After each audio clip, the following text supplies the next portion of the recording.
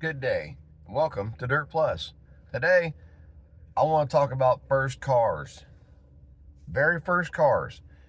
Whether it be your parents had a boatload of money and they got you a brand hammer new, squeaky clean ride, or if you're like me and you happen to be at the ripe old age of getting your driver's license and you might have something unfortunate happen in your family and you just wind up with the car. So, back in my days, my kid keeps saying to me, God, I feel old. I had a 1988 Buick LeSabre Custom. Burgundy on burgundy on burgundy. We're talking Ron Burgundy isn't this damn burgundy. Boy, that escalated quickly. I happened to be at the ripe old age of 15, getting ready to turn into 16, and my grandfather, he happened to pass away. Unfortunately, he wasn't a hot rod grandpa. That grandpa passed away about 5 years ago. Love both of you guys. RIP. See you soon. But Grandpa Jack was the quintessential biker. So he had a car just to haul stuff.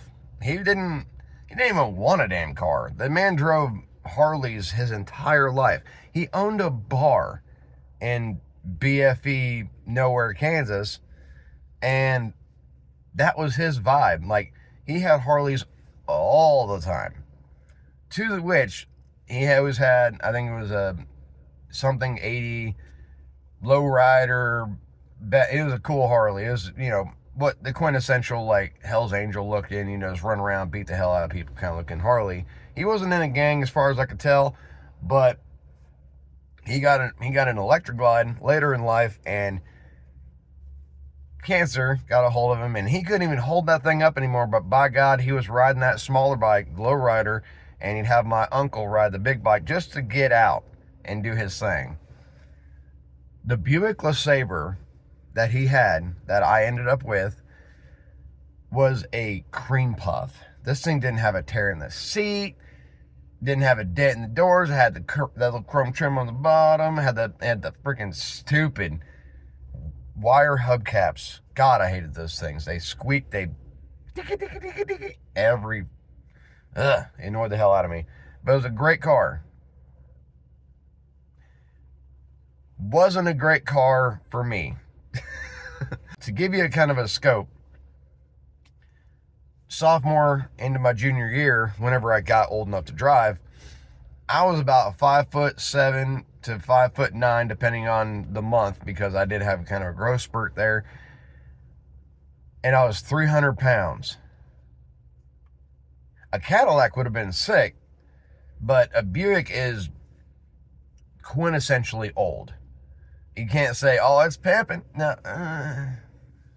So I did a couple things to it. I put a sound system in it, just trying to make it more youthful. Hell, at one point I even had one of those cheap little Harbor Freight horns that did one of those just to mess with people.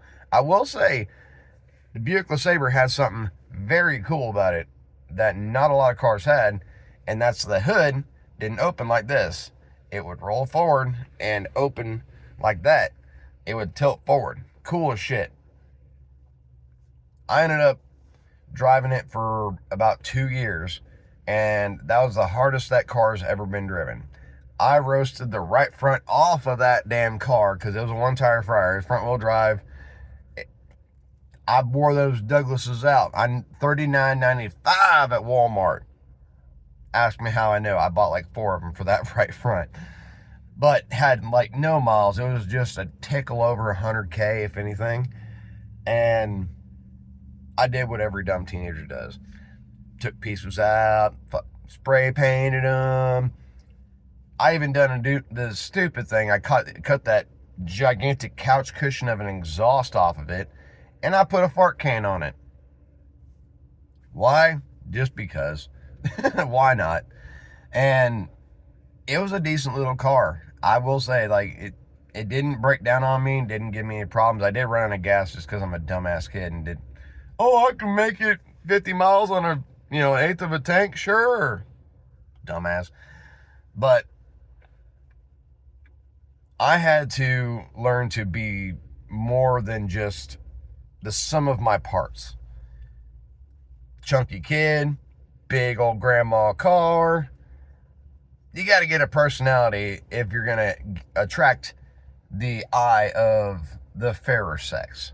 And that's where a lot of my personality came from, because you had to have one. You're not like just reeling them in. They're not coming, oh my God, I can't wait to ride in your grandma car. Ugh, such a pain in the butt. It made me work a little harder to be more upfront and honest and talk to people. With that,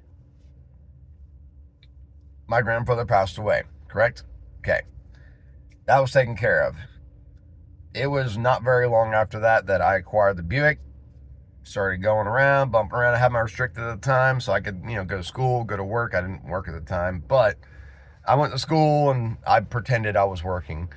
My brother, at the time, he was 14. Like, let's just say he was 14. He was just getting his learner's permit.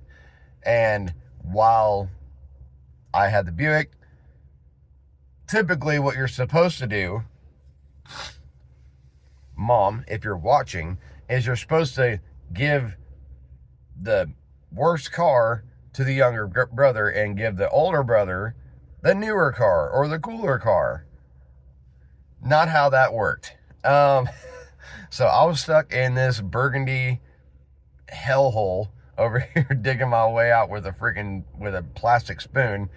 And right up the road up here, there's a furniture store ran by Amish, Mennonites, real German Baptists, like folks that don't go out and talk to folks if you're not in their little clique. And oddly enough, Mennonites can drive cars. I know they can, they will. Bought this specific car from a Mennonite, and they took the radio out. Being a sneaky devil, FYI, we found the radio and we found 3 cassettes. I can only remember one of them because it was so stupid. It was Shania Twain, Any Man of Mine. Just imagine.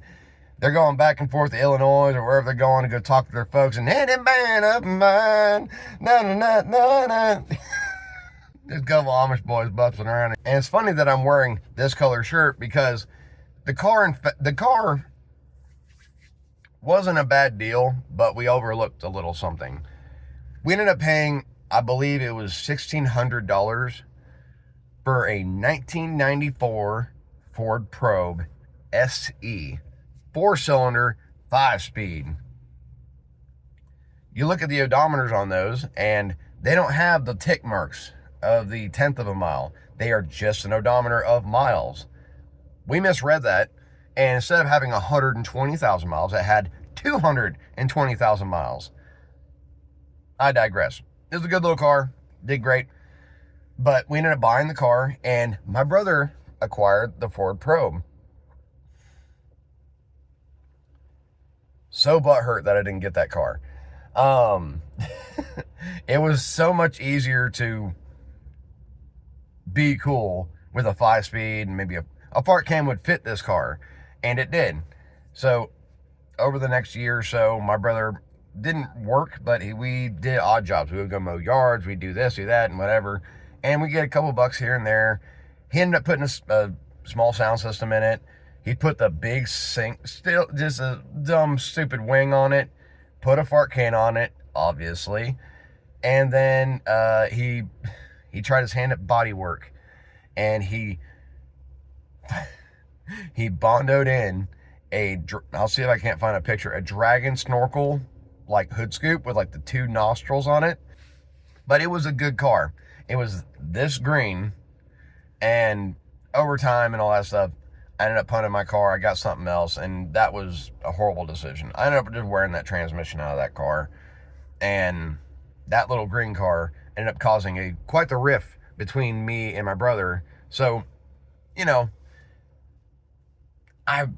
I would much prefer to have a cool little two-door car that maybe chicks would have liked, but it turned me into the man I am today, because now I'm not afraid to just go up and bullshit with somebody if I'm driving a jalopy or whatever. Because if you're here to talk to me because I'm driving let's just say I'm driving an expensive car or a cool car or something like that, that's probably the sum of all your parts, is just your identity's that car. I'm more than just this car or that car, this house or that whatever. You're more than some of your parts. But a first car always kind of takes you back, gives you nostalgia just a little bit. Think about what your first car was and all the trials and tribulations you had to go through just to kind of get by, and you didn't make excuses for it so much, because wheels are wheels at the end of the day. If you got wheels at 16 years old, you get fresh license, you can go buzz around, you got $20, oh my god, right now you ain't got shit, but at that time you had $20, you had a half a tank of gas, you can go get yourself a couple drinks, you go drive around, go to the next town over and try your luck over there. Maybe this casino isn't working, let's go hit the slots over there and see if my luck changes.